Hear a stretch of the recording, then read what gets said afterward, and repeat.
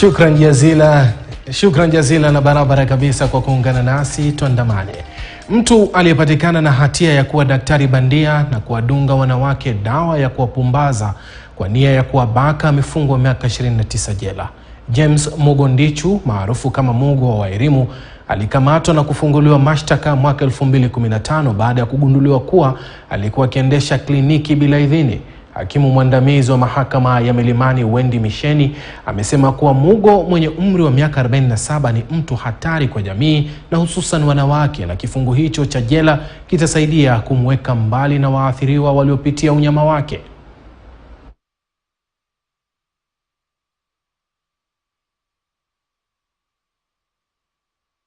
That is all what we are talking about, the charges that is facing. Mr. Mugo, having acquired some medical knowledge in nursing, decided to abuse that knowledge and administer drugs to unsuspecting clients so as to engage in despicable acts with them. The accused person has not referred to that aspect at all in his mitigation, and the court is at a loss and finds that indeed he is a danger to society.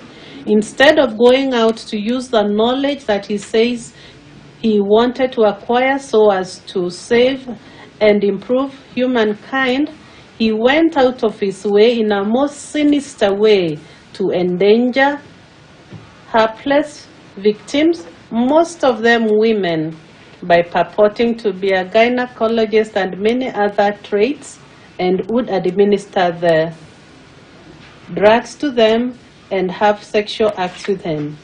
As this court noted in the judgment, that most probably even the count number 1, that is rape, was committed, only the evidential threshold in a criminal matter was not met. Count number 2 was, however, met. And I have accepted. I will serve the sentence. But let the truth be known. You know, sometimes whether you're in the prosecution or wherever you are, I think it's good to just accept the facts. Mkasa mwingine wa jumba la ghorofa 5 umetokea katika eneo la Ruiru, kaunti ya Kiambu. Ni hapo jana ambapo zaidi ya wapangaji 100 waliokuwa wanaishi kwenye jumba hilo waliagizwa kuhama wakati lilipoonyesha dalili za kuporomoka. Agizo la kuondolewa kwa wapangaji hao lilitolewa na gavana wa Kiambu, Kimani Wamatangi.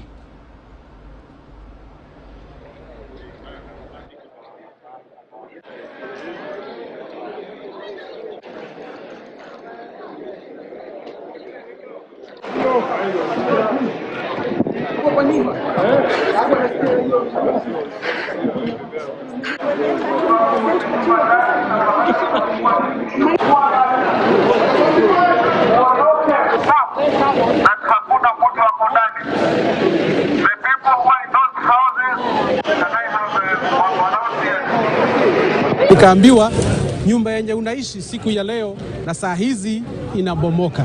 Kwa hivyo mimi ilibidi ni mke haraka kachukua gari langu, nikakuja na nikapata ni ukweli nyumba inabomoka. So ikawa ni kawaida, ni kukazana ndio niweze kuona at least kama nitasave kitu moja ama 2 kutoka kwa nyumba. Watu wengi vitu zao zimefujika, kama ni glasses, TV zote zimeharibika. Kwa nini? Kwa sababu watu walikuwa wengi na kila mtu alikuwa anajaribu kuokoa vitu zake. Ukiangalia kama vile unajua ya kwamba ukienda kutafuta nyumba ama ukienda kwa upangaji wa nyumba ni ya kwamba lazima ulipe deposit. Na already hao watu walikuwa wamelipa deposit, hata mwisho haijafika. Sasa umeambiwa utoke nyumba, ndio gavana anaambia watu utoke nyumba, uende ukatafute nyumba nyingine, lazima utalipa deposit, lazima utalipa hii mwezi na hata haijaisha. Kwa hivyo mimi ningeomba mwenye nyumba tafadhali, kwa hisani yako uangalie wenye ambao walikuwa wanaishi kwa hii nyumba aweze kuwarejeshea deposit yao ili waweze kwenda kutafuta nyumba. Na kanisa Katoliki limeelezea kupinga vikali hatua ya serikali kuagiza mahindi ya GMO nchini. Askofu mkuu wa kanisa hilo jimbo la Nyeri, Anthony Muhairia, ameshtumu vikali waziri wa biashara Moses Kuria kwa kufanya mzaha kuhusu swala hilo kwani litaathiri maisha ya Wakenya. Amemtaka Kuria kuomba msamaha. Trivialize death, trivialize suffering, trivialize insecurity. For this reason, we feel irrespective of the matter in case, in consideration, would request, honestly, that the Kenyans deserve respect and not spite. And in this matter, they do deserve an apology.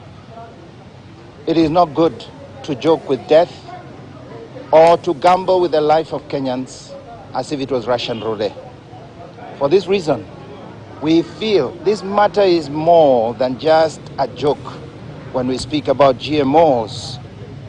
It's a serious matter that deserves discussion, deep, sober engagement. It's not on one hand a decision for us to, on one hand, just embrace them wholeheartedly, completely, without any reservation, nor a situation where we want to reject the use or even to address the need that could be for a specific time. It's a matter of discussion, it's a matter of engagement and respectful strategic engagement. For that, we call for a good moment of engagement by government, by the agricultural expert, by food experts, so that we may find the right path. We understand we may need for a momentary relief to go towards embracing the feeding of our people with food that may be, in fact, GMO. But that's not the solution. We need to address the deep-seated issues. As a bridge, yes, but as a long-term solution, we need to address what is it that ails Kenya and what is it that ails us to make us not food sufficient.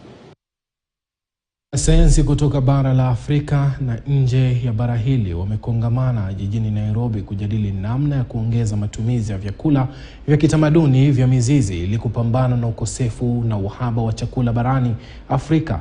Wakisema vyakula vya mizizi kama vile viazi na mihogo vina uwezo kustahimili mabadiliko ya hali ya anga. Kongamano hilo la siku 5 linalenga kujadili njia za kubuni mpango wa kuonyesha mataifa ya bara hili umuhimu wa kuwekeza katika vyakula vya kitamaduni ambavyo mizizi yake ndiyo huwa njia ya uzalishaji. Africa has a very rapidly growing population. The demand, food demand is increasing also. And there are also changes which are happening as more and more people are coming to the city. So it changes the dietary demand. I think it is time that Africa starts growing more of what it needs and consume more of what it produces. We have evidence that you can use high-quality cassava flour, for instance, to replace wheat up to 30% for bread and confectionery products. The same thing we have, that you can use orange flesh and sweet potato puri for bread production at commercial level. And in terms of reducing the diabetes and so many diseases that are ravaging African environment today, we have found out that if you actually looking for crops that have reduced glycemic index, it is the root and tuber crops. As we talk about the root crops and the so-called offered crops, will bring them up to the level where they are supposed to be, because a number of the consumer preferences are changing, and people are now turning back to the so-called indigenous crops that we had abandoned, and this is important because you look at even the lifestyle diseases. Some of those diseases can only be managed by this kind of crops, this kind of foods. So it's important that root and tuber crops are brought back into the lime stream of the food systems in this country.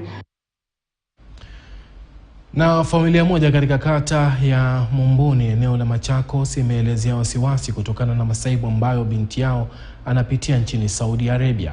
Purity Mwende Mwanzia anasemekana kuelekea nchini Saudia mwezi huu wa Septemba kufanya kazi ya nyumbani, lakini masaibu yake yakaanza mwezi mmoja baadaye.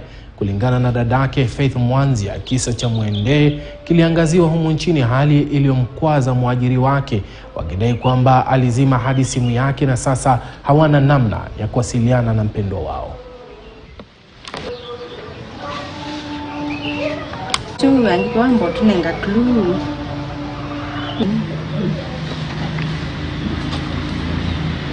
Kutoka mwezi wa 8 amekuwa akinitumia picha venye anaendelea, tumekuwa tukicommunicate kila wakati, tukiongea na yeye ananiambia yuko sawa, mara analia, sometimes ananiambia hata hawezi akaongea, ananitumia video venye huko anateseka.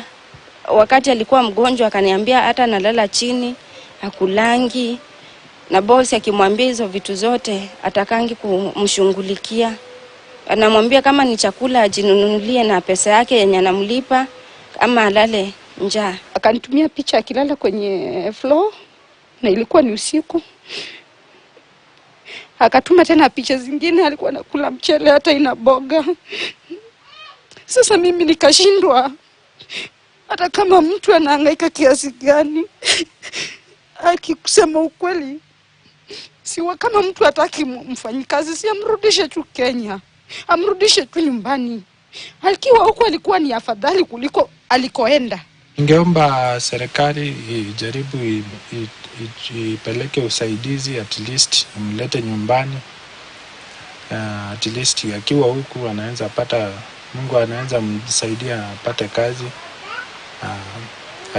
aendelee na mipango yake. Kama kwa kweli ni huzuni kubwa kwa familia hii ambayo sasa hivi haifahamu kinachoendelea kwa mpendwa wao. Tukiachana na taarifa hiyo, ni kwamba mke wa gavana wa Narok Agnes Ntutu amejitolea kuongoza matembezi kwenye vijiji vya kaunti hiyo ili kuhamasisha wakazi kuhusu umuhimu wa kuwa na vyoo kwenye boma yao. Haya yanajiri baada ya kaunti ya Narok kuidhinishwa ya 4 nchini miongoni mwa kaunti ambazo wakazi wengi hawaendi haja chooni. Aidha, amesema iwapo wakazi wengi watakubali kutumia vyoo, kaunti hiyo itafanikiwa kukabiliana na maradhi mengi kama vile homa ya matumbo, kipindupindu na kuharisha. Nyinyi osabuni ningonja ojuo ndavyo nkai mbabe dolaje elijonga sabuni nitinyinya bongu eja tungoki basi kare sasa aiposhiposh aichukua idoteraki. Kitamba kuwa na macho au jui mambo ya choo, sisi tunaenda msuni, lakini sai umesha chimba na umetengeneza na tunaona uchafu tunaanza kuisha, na tena tunachimba ile kashimo ya takataka na tumesha kwa mzuri nyumbani na hapa shule. Vile jealous najua mwaka ujao 2023 wataanza kulipa mshahara. Si wewe ndio unatengeneza list, unaangalia, unasema kwa kijiji yako mahali wewe unawakilisha hiyo that jurisdiction uko na choo ngapi. Vile mzee hata unaanza na yeye kama ako na choo, hiyo itakuwa tick. Kama vile jiko choo, hizo majina unatuletea na madam first lady wanaanza kuangalia. Hapa kwetu hatutumii vyoo. Bado tuko na ile tabia ya kuingia msituni. Na mnajua hatari za msituni ni mingi sana. Daktari, licha ya hiyo kupatwa na magonjwa, pale msituni pia kuna wanyama kama nyoka. Kuna vitu kama unaweza dungwa na miti ukikaa chini, kuna mwiba na kadhalika. Kwa hivyo naomba watu wa Marasha, leo hii vile tumeshafunzwa na madaktari na wale partners wetu, kila mtu tuende leo tufikirie tujenge vyoo. Na halmashauri ya kuzingatia usalama barabarani NTSA ikishirikiana na mashirika mbalimbali imeendelea kutoa hamasisho kuhusu kanuni na sheria za barabarani. Akizungumza katika eneo la Kitengela, afisa msimamizi wa NTSA Roslyn Olo pamoja na afisa wa afya Daktari Frederick Otieno wamehoji kwamba baadhi ya ajali za barabarani zinaweza kuepukika iwapo sheria za barabarani zitazingatiwa inavyostahili.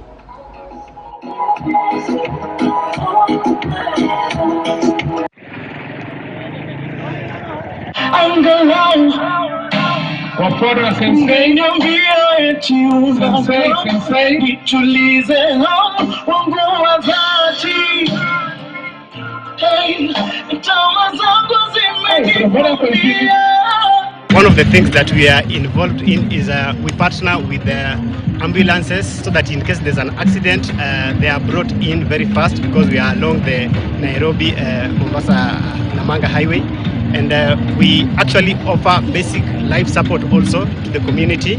And we also come together with other medical practitioners just to ensure that there is safety. The NTSA, we have come mostly to do the medical camps, to educate, and also to elevate the community so that we can be able to be in one page. We'll be giving free testing, free medical camp, so that each and every person who have been affected can enjoy the medical cover. We have the border representatives, we have people from the PSV circles, we have NGOs, we have various government entities all here today to mark this very important day for remembering World Idadi ya watu waliofariki kutokana na ajali za barabarani mwaka huu imeongezeka ikilinganishwa na kipindi sawa mwaka uliopita. Kulingana na takwimu za idara ya trafiki nchini, idadi ya watu waliofariki imeongezeka kwa 5% kutoka 3,907 mwaka 2021 hadi 4,116 mwaka huu. Miongoni mwa watu 10 waliofariki kutokana na ajali za barabarani, 8 ni wanaume. Willy Lusige anatathmini hali ya usalama barabarani kulingana na data zilizotolewa katika hafla ya kuwakumbuka walioathirika katika ajali za barabarani. Tarehe 20 mwezi Novemba, ikiwa siku speciali ulimwenguni ya kuwakumbuka walioathirika na ajali za barabarani duniani, hafla ya kuwakumbuka Wakenya walioathirika na ajali ikifanyika maeneo mbalimbali nchini, ikiwemo hafla kuu iliyofanyika katika eneo la Mahakama Kuu ya Milimani. I wish to appreciate our host, the judiciary, for allowing us to hold this event at the Milimani Law Courts and all other courts across the country. Wakiongozwa na tume ya kuimarisha usalama wa barabarani NTSA, washikadau mbalimbali katika sekta hiyo wakiweka bayana kwa idadi ya ajali nchini imeongezeka kwa 3% mwaka 2022 ikilinganishwa na mwaka 2021, huku idadi ya watu waliofariki kwenye ajali hizo ikiongezeka kwa 5% kutoka kwa watu 3,907 mwaka 2021 hadi 4,116 mwaka 2022. Looking at our police statistics, fatal accidents have increased by 3%, and also fatal accident victims increased by 5%.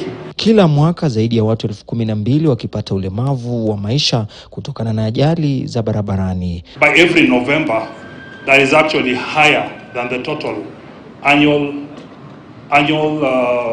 number of the previous year.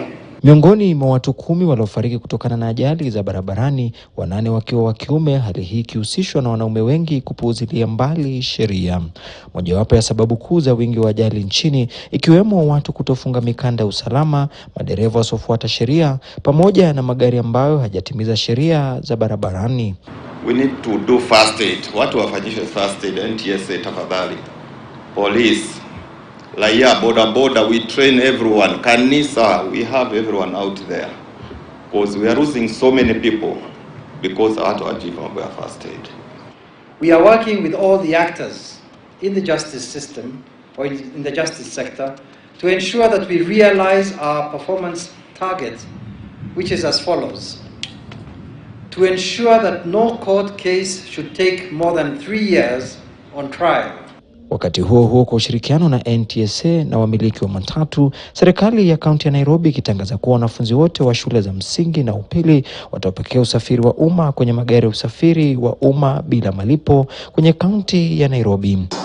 We will let our primary school children travel safe and travel free, so that they are not prone to accidents on the road as they're walking long distances as they're crossing. But the matatu sector has agreed, and I want to confirm, hakuna kitu niliwapatia waseme hivyo, si ndio? I think that's timely, and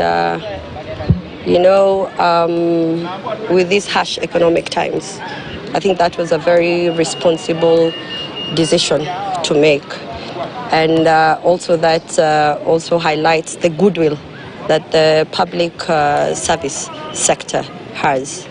Willy Lusige, KTN News, Nairobi.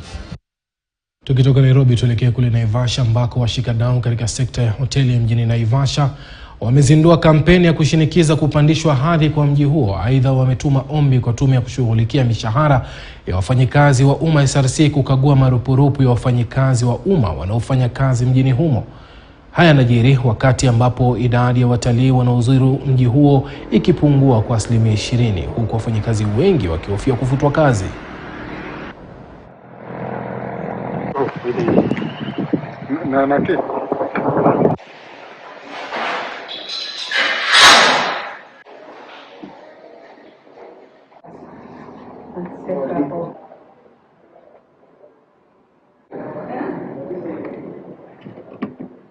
Mombasa yote iko na per diem.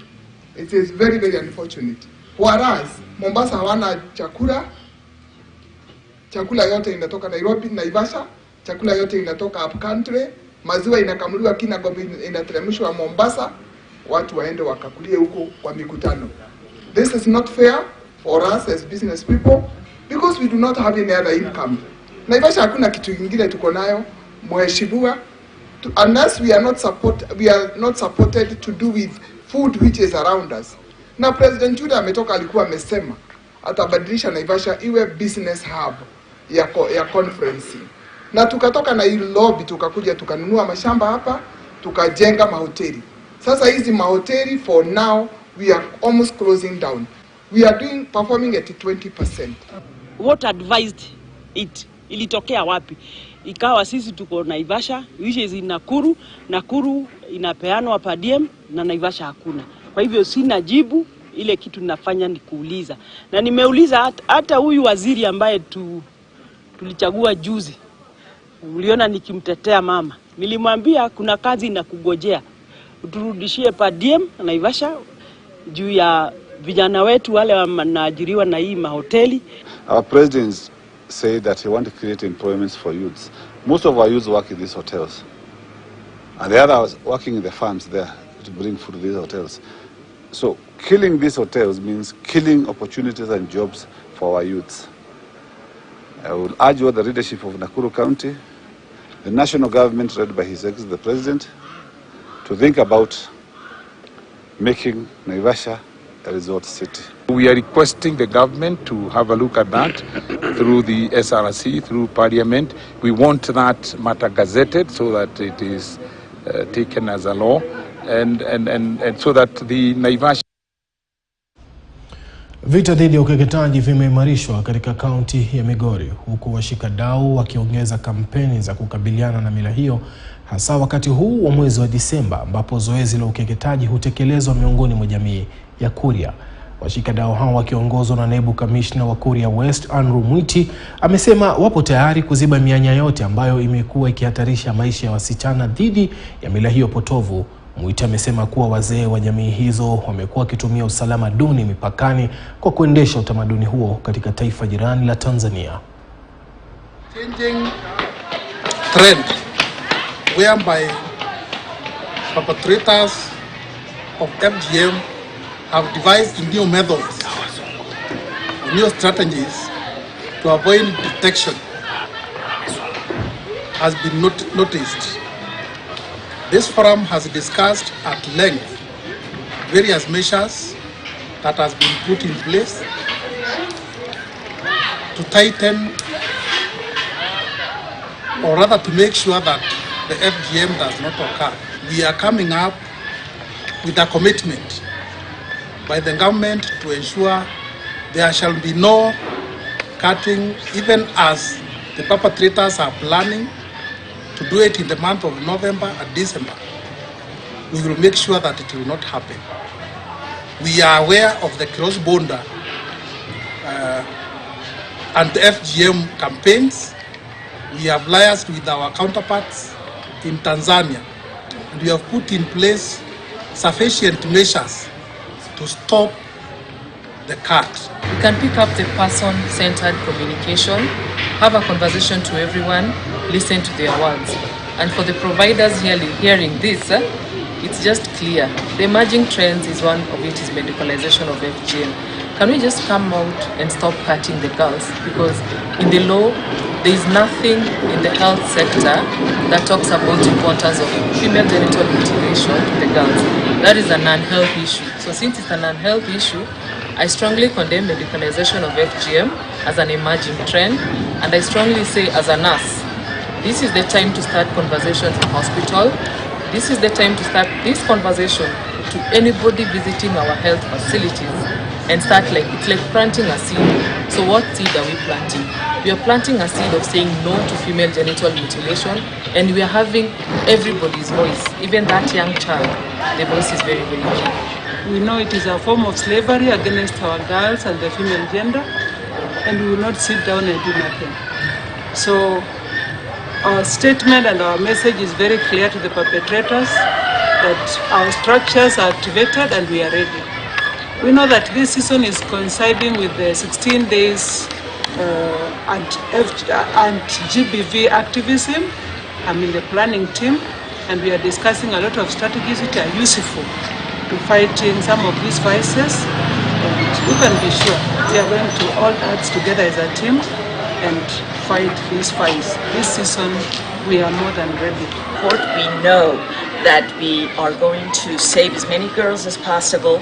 Our mission is to make sure that the girls are heard, their voices are known, we educate the girls, we educate the families, and we also document in actionable data. So we know exactly what are the girls that we are working with that are in danger of being caught. So we're monitoring that. They have numbers of all the people that they need to have to actually reach out and make sure that. Tukitoka huko Kuria West tupate pumziko fupi, tukirudi tutakuja kuangazia taarifa nyinginezo ambazo zinaendelea kugonga vichwa vya habari.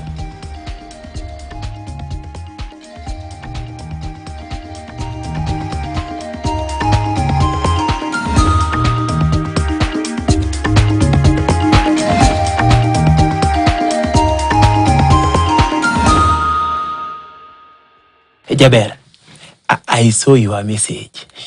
Let me ask,